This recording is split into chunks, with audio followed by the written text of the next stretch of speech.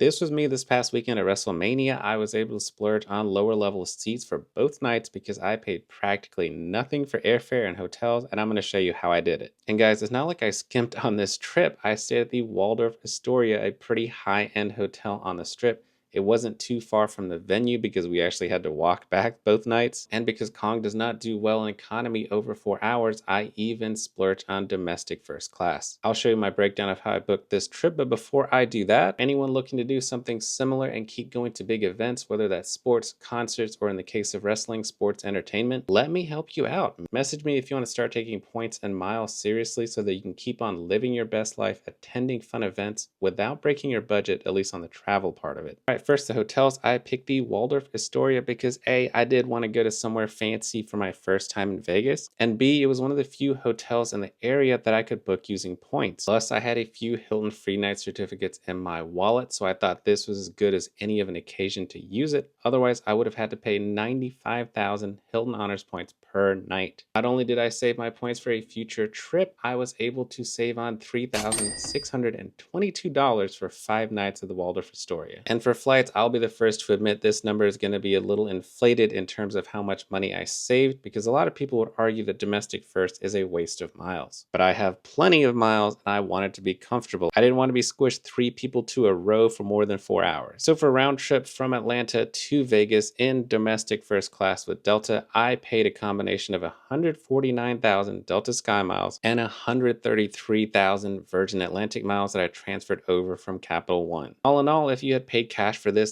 would have gone for $3,288. So in total, the amount of cash value that I got from not paying my travel expenses would have been over $6,900. Not bad, right?